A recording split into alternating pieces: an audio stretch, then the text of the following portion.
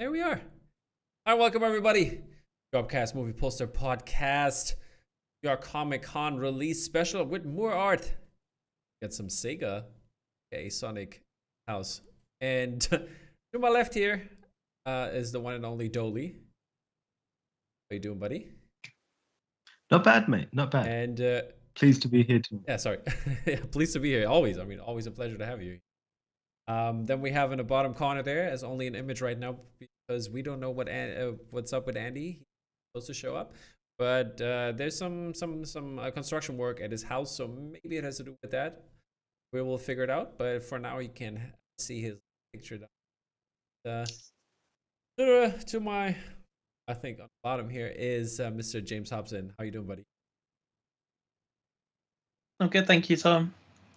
Good to see you. Yeah, people already watching, not us in the house. Jonathan Cranfield in the house. So all the faces that hey, how you doing, guys? Glad that you stopped by to live stream for the great Sonic.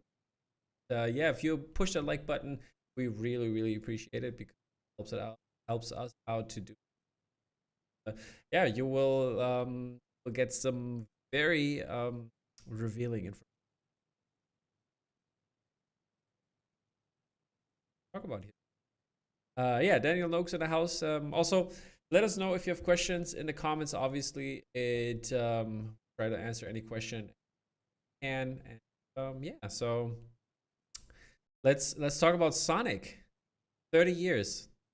I mean, it's not as old as I am, but you guys are Sonic heads or not? Yes. Yeah. Fell in love with. I was old enough that I was there before Sonic, so I know when like Sonic 1 came out and everything else, and it was that prime sort of like, Mario was everything, and then Sega bought out Sonic, and there was this great rivalry in a sense because you had these two great mascots for each of the systems. So you were either like Team Sonic or you were Team Mario. I was luckily Team Sonic at the time, so yeah, big fan of Sonic. I was basically neither. I never had a console, so my dad made me decide. The computer or it's a Tom Chesters, how you doing? Hope you're feeling better after the COVID scare. And yeah, but I remember I had a plush toy Sonic. I always wanted that because my cousin used to have that, and I want that. It's so cute. I got it at some point. James, how about you? Well, I was always a Nintendo kid. Great that you do Sonic Prince now. Yeah, well, you've got to appreciate Sonic. I had a lot of friends, and I still have a lot of friends who are like Sega nerds. So yeah, going around people's houses, it was cool to like try out these completely like black, cool, curved console. There's something quite sort of sexy and different about those when you were kind of like playing with the plumber. Yeah, especially that first NES system. Yeah, heaven and earth difference. Yeah, completely. You're like with a little rectangle like sticking into your hands. And then you go like and see even the Master System one was like slightly curved and a little bit more comfortable. It looked like an Xbox controller. Yeah, if you look at the like the Mega Drive one, that's very much I think that's really what the modern controllers kind of built around, that sort of aesthetic. So yeah. Here we go. Here we go. Oh, is he there? He's here. Yeah. Hey, Andy. We can't hear you, Andy, but let me fix it. You're mute, dude. Andy showed up, people. So while I'll be doing that, the others can talk to us at least and talk about their love. Like, what was the thing you fell in love, Sonic? Like, Can you hear me now? That's perfect. Andy. Yeah, we got Andy. Yay! So, let's talk about what did you fall in love with when it came to Sonic. Can start with Doaly. You guys need to talk, and I need to fix Andy. Go. Yeah. I think that game it was initially, because most of the games I played, were either beat 'em ups, or they were platformers, they were very trepidatious, very trepidatious. Running forward, you'd stop and everything else, but you had the luxury of taking your time with the level. Sonic came out, and it was just speed in which you know what I mean. If you were going fast, all the jumps and everything else, blaze through the thing, and that experience, I think it was just amazing. It was like just when you look back and you play the game, it doesn't feel as fast as it did, but that was amazing. And it was just amazing. And it was just like beautiful level design, the music, that Green Hill Zone when that music first hit. Everyone still remembers that, and it's like you hear the pings and stuff from hitting the rings and that sort of thing. So just so how iconic it was, you know what I mean? So yeah, amazing. Amazing. I hope the it's pretty much the same for me. Can you hear me? Yeah, perfectly fine. I just wanted to ask the others if the echo is gone, because it was my bad, people. So because like when you add another source, it gives you another audio as well. Good. I hope it's gone now. That's cool, Andy. Crack on, mate. Yeah, I forgot what I was doing. It's pretty much the same for me. I think when I first played it, I think I actually had to hire it was a Mega Drive. I played it on, about 91, I think it was. I had to hire it from the video shop because I couldn't afford one. You could actually hire the console as well as the game for like a week or something like that. And it was that thing with the speed, you know, from before Sonic, it was Mario, and it was very sort of, you know, the speed. We were playing it the other day actually with my kids, and I still can't play an original console? Still. No. On the Switch, they've got all the different versions on the Switch, but it's still so fast, and it's a lot harder than I remember it being as well. Yeah.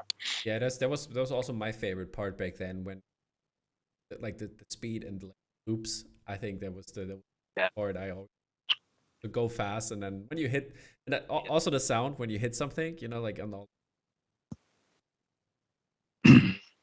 So it's a not good moment for the game.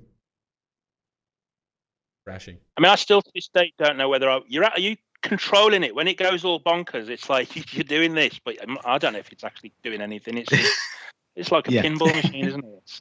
It is, isn't it? It just goes so fast, and all you gotta do is just dodge stuff in a sense, or the running for you. You know what I mean? Yeah. And that just initial, you know, when you can like, it's like you're doing a wheel spin, and just going super fast in the one spot. That graphically looked amazing back in the day. Yeah. That's a really cool sound effect as well, isn't it? It's like that high pitch, like that rev that he had, didn't he? Yeah. So are there any other characters you, except from villains? What's his name? Knuckles. Tails. Knuckles was in part 3. Yeah, we got Tails after. Tails was part 2, which was really cool. It was just nice to like, it became a 2-player game at that point. You could share your screen and so forth. But for me, I loved Knuckles. I'm not sure why, but Knuckles, I was a big fan of Knuckles. What's your thought on that? Idris was gonna. I think it's cool.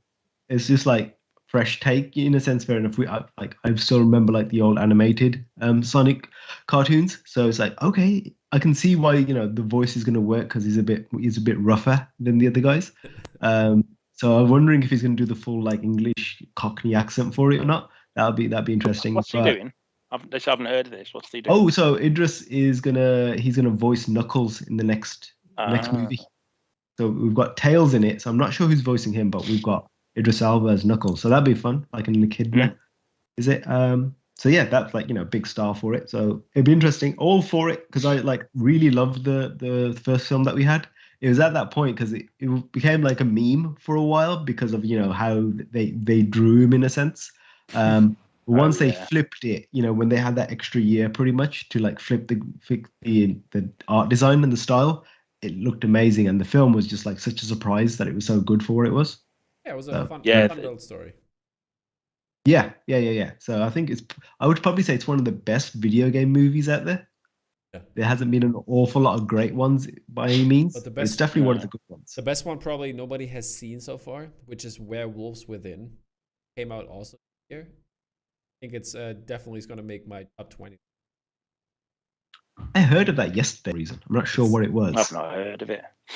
It's this No. Ubisoft game. It's basically you play that it's like Among Us, like Right. this app everybody was playing, like all the Oh, yeah. kids were playing in school. But there's like this actual like mafia or werewolf. It's called as like you can play when you like have to like fall asleep and then somebody gets killed and you have to execute Mm. her and find out who. This kind of type game, and they made like Ubisoft made it out of this, which is a cool movie. Okay, I'll check it out. Great. But yeah, let's talk about the things why we're here. And there's gonna be the big reveal, people. But I see only 3 likes so far. If we can get some more, we can reveal some more. That's how we're gonna do it. First up, I have a beautiful, beautiful print from Moor Art. Or obviously Sonic. So let's look at this one. Andy, that's your wonderful. Can you talk us through your idea and what's behind it? I can't see it at the moment. Is it up? It's up. Yeah, but everyone else Okay. can see it. Yeah, it was.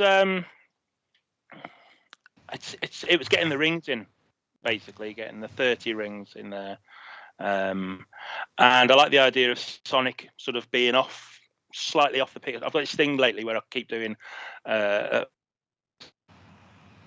the edge of the picture, so it gives it a little bit more, a depth. And I thought that would work well. I was going to do him in a motion blur, but I thought you'd lose a lot of detail. So I used that in the reflection of the rings. You can see there's a bit of a motion blur in that. So the camera's staying with Sonic almost. So yeah, it was pretty hard really to come up with a good idea with Sonic, because I've seen so many things, and I've seen Doaly's, and Doaly's was awesome. Is awesome. But this is, I take it, this is a screen. You'll have to excuse my voice as well. I've got a cold, so. Oh, good. I think everybody is a little under the weather here. Yeah, I think we all got colds. But we didn't infect each other. So. But I think getting the atmosphere was the main thing, as well as the rings. It's the colours of the sky and the sea. It's very iconic, those colours, to the game, the original games anyway. Even though I've made it a little bit more, it's not pixels in this one, but I've tried to keep it true to the original sort of colour scheme. So that was my, I didn't want to try anything clever or have hidden. Apart from the 30 rings, I didn't want any hidden sort of messages in there. I just wanted it nice and fun and bright and just Sonic, front and center. So no Sonic and the 10 rings. Yeah, very good. But yeah. I think the 30 rings is still cool because it's not immediately obvious. It's still a nice thing. Like when you kind of like. I don't know. I'm sure some people will never know, but I shouldn't have mentioned that. I should have just left it for people. No. I think it's a selling point. Like for some people, like, yes, the 30 rings. I got my extra life and everything else. I'm sure there was going to be some people that were looking at it over time, and it's like they'll start counting them, and then it'll be like that light bulb moment for them. But I had to it's count nice it myself a few times because I kept losing count myself. I was like, it's 28. It's 32. Not very good at maths. And like, what was your project? No, I wanted to ask, what's screen print, right? It was screen print. Talk about it. Mine isn't. So it's a G-Clay, or James, or? Yeah, I think. Yeah. So this one will be on gold foil, and it'll be a lithograph print. We've talked to the same printers that just did Matt Griffin's 2001 for Vice Press. You want to, because they look incredible. Name the printers, or? Yes, Dolphin printing in the UK. Paul there is absolutely really, really fantastic, and they're kind of driving forward what you can kind of do on foil now, because you can have really kind of like gradiated lines and translucent ink. So basically, this will be printed onto silver foil, Yeah. And then you can use any color like on top of that to then make it whatever color foil you want, basically. So with Andy's, obviously, there's quite a few different colors within each ring. And that would be quite difficult to do with screen print. It might look a little bit like you've got gold and then you've got lots of these different like little spots around. It would require quite a few screens as well. But yeah, with lots of different translucent inks, the printers are really excited about giving this one a go. They make it look really good. Having like excited as well. Looking at the ring itself, like the first ring especially has the reflection of Sonic in it with the different colors, and to print that must be very tough. So if they have a new way, they have a new way. I'm intrigued as well. So yeah, because it's like I'm guessing everything else is gonna kind of have like a solid backing against it, but anything that's foil ring, you're actually gonna get that translucent, actually a reflection more than anything else from the foil, which definitely isn't like, unless you were going to the degree of doing a screen print and then doing transparent inks and stuff, but still they're not opaque enough, you know what I mean? So you wouldn't get that. Whereas this is, I'm really looking forward to how they're going to come out. I think you'll get like a true reflection in a sense from them. Yeah, it'll be truer to Andy's art, like as he's drawn it. You know, Andy's used to, you know, a lot of his art will be produced by Giclée, and you'll get, you know, CMYK or RGB full spread. So we'll be able to put this in and, you know, put it onto foil. Fingers crossed it will look good. We get the proof this week, I think. So cool. Awesome. That sounds really cool. So when the proof comes up, you're definitely gonna show it. Yeah, I'll show it a couple of weeks time or whatever next week. Hold it up. Are you gonna get the proof, or is Kier gonna get the proof? Yeah, I'll be checking that one out for sure. Right. Yep. And when is this gonna be ready to like give us the details, size, edition, so on and so on. So the edition size is 130 to kind of reflect the 30th anniversary type thing, and the 30 rings, of course. Yes, 24 by 18. Like I said, lithograph. It will be $49.99, which is pretty good for a foil print. And yeah, it's the edition of 130, so you don't have like kind of like variant to bump up the total edition size either. And that will be available from our homepage on Thursday, this coming Thursday at 6 p.m. British summertime. Is there going to be a group pre-sale in the Moor Art group? We're looking into it at the moment. There might be pre-sales in certain groups. Depends how busy I am in my day job at the moment, to be honest. So that's not good because he's very busy. Now look out for certain little things. There should be ways and means. Alrighty. And when can like people have it in hand? You have a like timetable for that?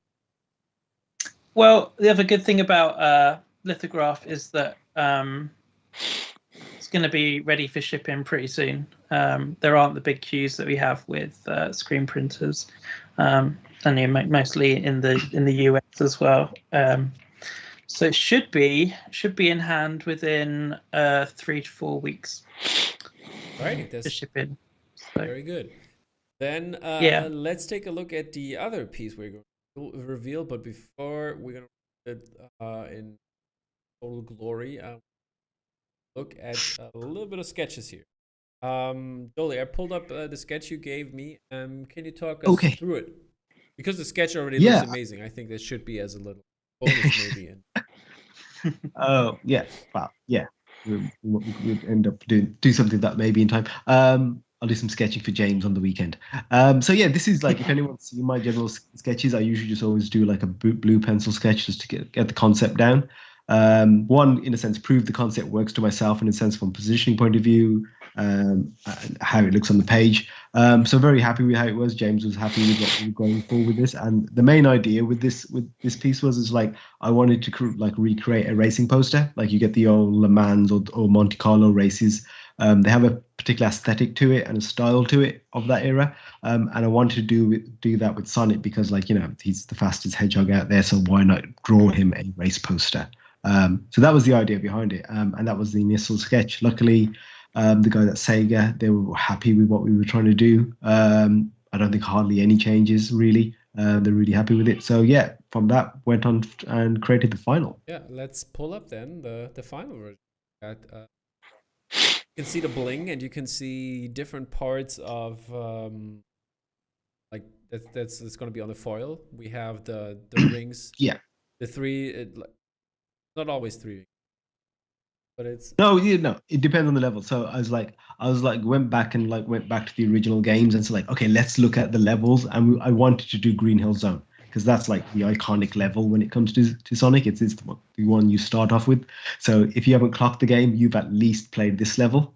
So I wanted to basically, and the colors are amazing. You like, you know, same with Andy's, like, you know, those strong greens and the blues of the ocean, but also that, you know, you get that checker pattern of the rocks and so forth. Really iconic with Sonic. So I wanted to just recreate that kind of area and the loop-de-loop because, you know, everyone loves doing that. But yeah, it's kind of like an ode to, like, you know, your childhood. It's like all the great things that you remember with those, you know, rose-colored glasses about Sonic, and trying to distill that down into a poster. And then, you know, me and foil rings when it comes to artwork. So that was like a must. As soon as I was like, okay, Sonic's got rings as well. So I spoke So me and James were like, yes, let's do foil rings. So we had to have those in there. But yeah, it's got that kind of vintage vibe to it, which is great because it's been 30 years for Sonic. So yeah, real fun piece. And it was a lot of fun working with James on this. It's always nice to have a second pair of eyes and, you know, another, you know, person to think about it as well, and especially someone that loves the property as much as I do. So yeah, really happy with the piece. So yeah, then James, what's the save the info? How fast do people Yeah. hit F5? The info is the same as Andy's piece, really. So these two are kind of like the first in a series of the 30th anniversary prints. So yeah, these two will be going out. Same edition size of 130, same size 2418, same method of printing on the foil, and same price, $49.99. Available via our homepage on Thursday, 6 p.m. BST. Right. Did you say If you're in the States, these are available in the States, unlike the Star Wars pieces that we've been putting out. So yeah, Europe, UK. is it worldwide? Is it Asia as well, or? Not Asia, no. Again, it's a licensing thing. Japan and Asia have print outlet there. Okay. So it's, yeah. So yeah, we don't sell that many prints to Asia anyway, so it wasn't a big deal for us to like call it off or anything. Fair enough.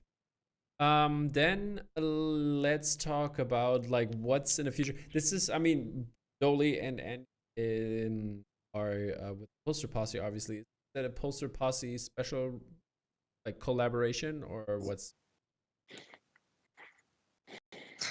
Yeah, so when we acquired the license, we really, and Sega really wanted to make this a celebration of the 30 years.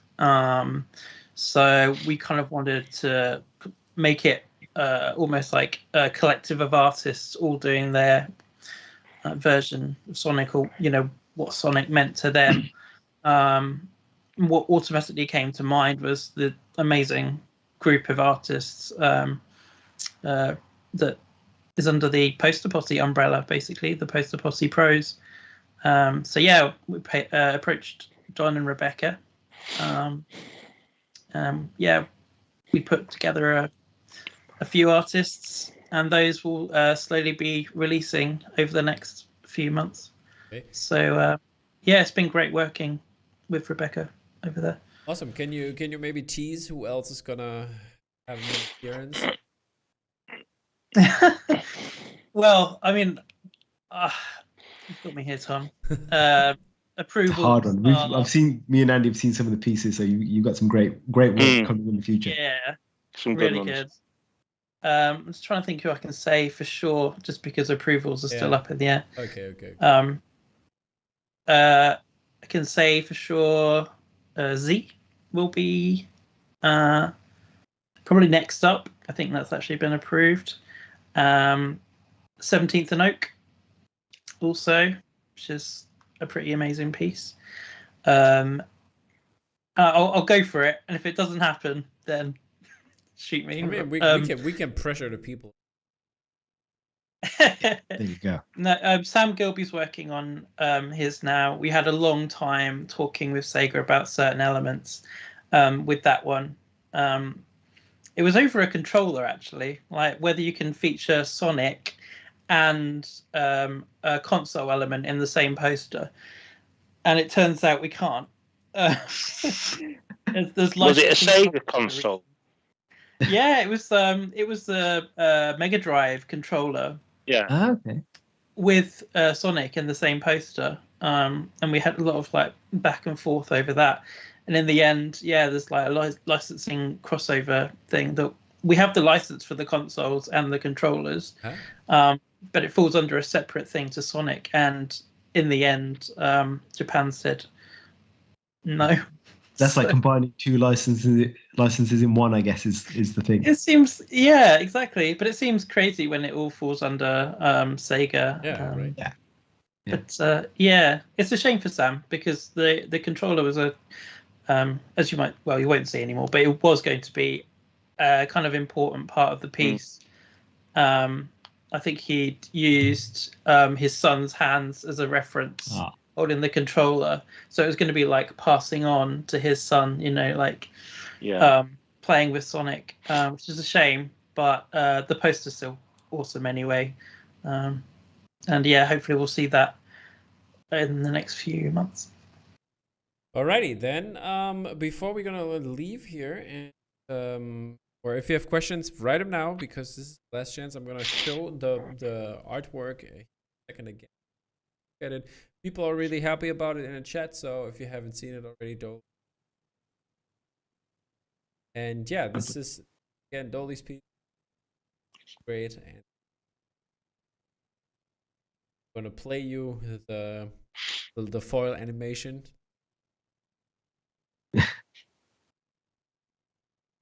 There, and yeah, shiny, shiny, shiny.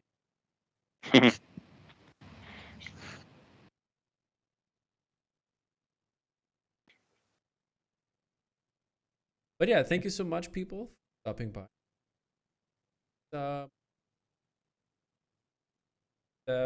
James, before we leave, let us know again where, when should will be to get a hold of one of these.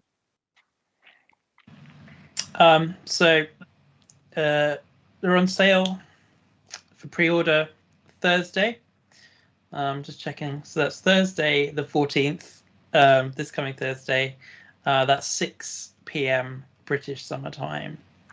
I should have had it written down what it was for like Eastern Time and stuff, but I think it's like minus 5 hours for Eastern Time. 6 hours? You guys can work it out, right? Yeah. Yeah. But yeah, if you haven't already, like, you can sign up for our email via the website as well, and you get all the releases a day before. Just reminding you. That sounds good. Okay, people. So if you haven't signed up, sign up. If you haven't subscribed here, subscribe here, because we're gonna cover releases as well, as you know, and there's gonna be an episode, obviously, on the Moor releases. James and I. Eileen is asking, who are those handsome gentlemen? Nobody knows. Nobody knows who she refer, like who. No, I'm not sure at all. No. But it's okay. It's this guy. This guy. It's James. There you go. Hobson, James. Hi, Eileen. And Stay Puffed over there as well. He's pretty handsome. Alrighty, guys. Any last words, Andy? No, just that I'll hope to see some people next month at Thought Bubble. I know Doaly's going to be there as well. So, Yeah. and James, are you there as well? Yeah, More Art will have a table at Cool. So yeah. So if we don't hear from anyone before, I'll hopefully see people there and have a good one. Alrighty. Doaly? Yeah. Print comes out on Thursday, so hopefully everyone grabs one. Next weekend, where me and a few more members of the poster posse are going to be at MCM London. We're going to be doing portfolio reviews. So if you're a budding artist or already a professional and just want someone to have another look at your work, all the guys are offering portfolio reviews. So pop by the tables, put your name down, and we'll be doing that throughout the weekend. But otherwise, yeah, we'll have some new art. But yeah, so I'm looking forward to have the first con of the year. It's been a while. It'd be nice to get back out there again and see people. Indeed. Yeah. Hey, Pete Hendricks in the house also. Good seeing you. And for the London Comic Con, let us know if you're up for it. We might be doing something live with the artists over there, something special, so that people can actually be part of it who can't go to London. Whoever's going should hit me up in a DM, and we will try to figure something out so people can have like something, like all of us can have something. Virtual con. Virtual con. Exactly. Alrighty. Amp Jam. Amp Jam, but better. No, I'm kidding. Sorry, Gareth. But yeah, thank you guys for stopping by. Thank you, James, for making this possible. And don't forget, there might be some pre-sales in the near future. So keep those eyes on the prize, people. Thank you for stopping by. Take care. Have a great night. Bye-bye. And we're out. There we go. Cool.